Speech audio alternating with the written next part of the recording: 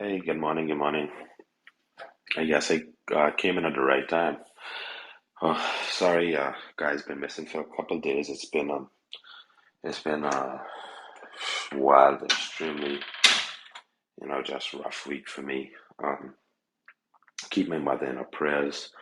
The dementia has sort of gotten a bit worse, and it's just been rough dealing with her. The nights, and it's just been challenging this week. But this morning I want to read from the book of Kings. So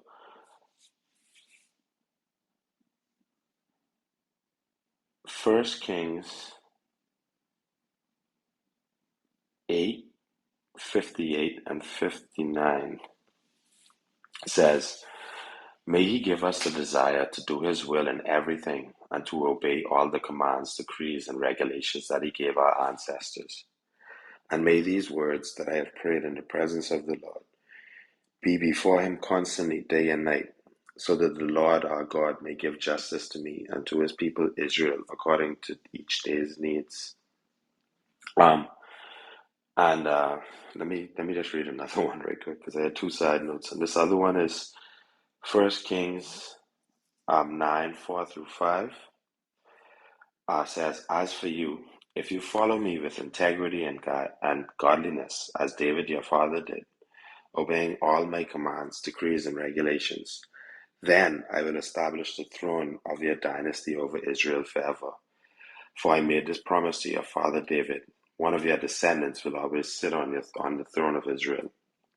And today, I'm just I'm just grateful for every single thing. The big things, the small things. I just I just literally just have an overwhelming sense of being grateful today. This first particular verse had a very good point, um, but a very strong and interesting point that I've um, I've learned to deal with mostly over the past few weeks. But it's it is important to remind yourself that, right? When King Solomon was praying in this particular prayer, he said, at the very end of it, he said, "So the Lord our God may give justice to me and his people Israel according to each day's needs." The reason why I said it stood out is because a lot of times we don't realize that, like, every day is just another day you gotta try to make it through.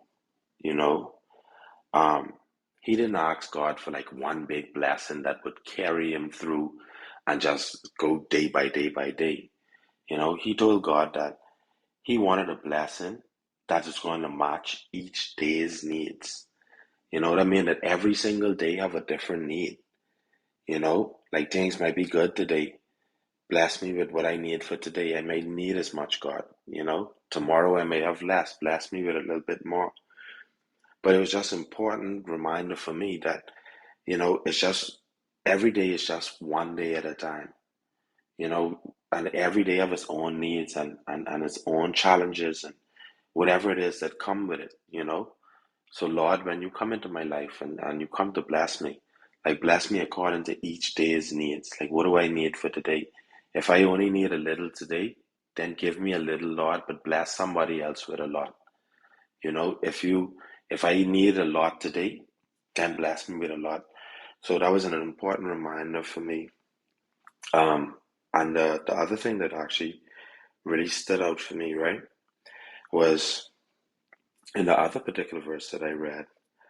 Um, you know, just a little bit of backstory on it, right? So King Solomon said this prayer to God, um, after he had built like this whole big temple, right? Um, he had built like this magnificent, like nothing in the world could have ever tested it, see it, touch it. And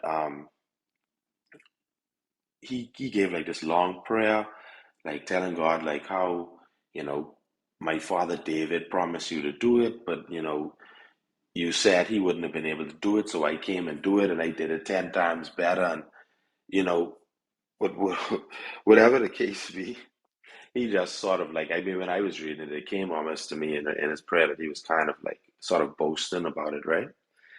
But in this particular verse that I had read, 1 Kings 9, 4 through 5, this was actually God's response, right?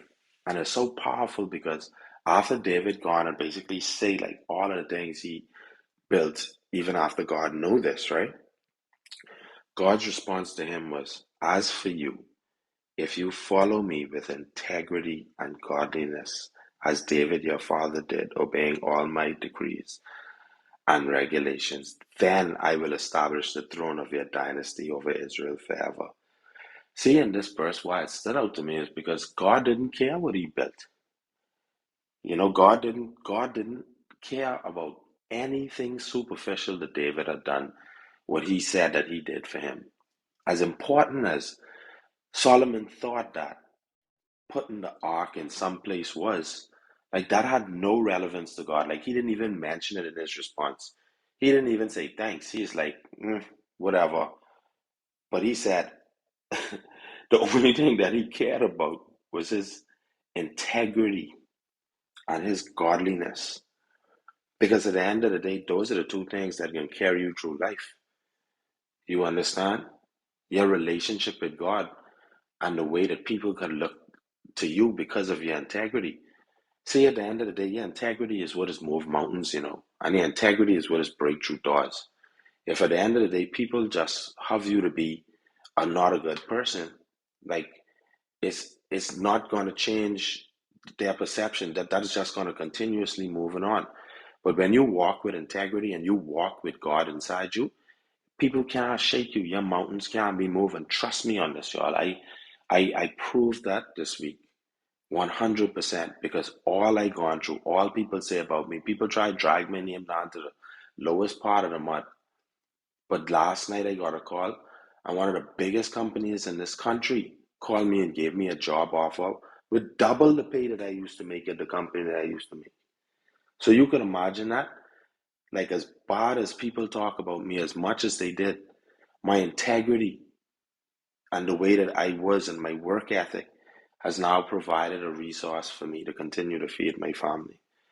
So the only thing I could say is, everyone, just continue to keep God first, and continue to be the light, continue to be the person that others could see God in, because whether or not you see it or not, you have somebody working in the background and working on your behalf, and what's for you, you can't miss. And the protection that He provides, and the protection that and anointing, I can use that word, the anointing that He rests on your life, nobody could take it away from you, no matter what they say, no matter what they do. So everyone, thank you again for the opportunity to speak. Sorry for my tardiness. Like I say, it's been an extremely rough week for me.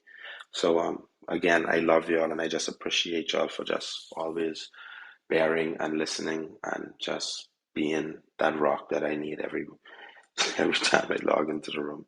So I'm going to pass my mic back to Jelly.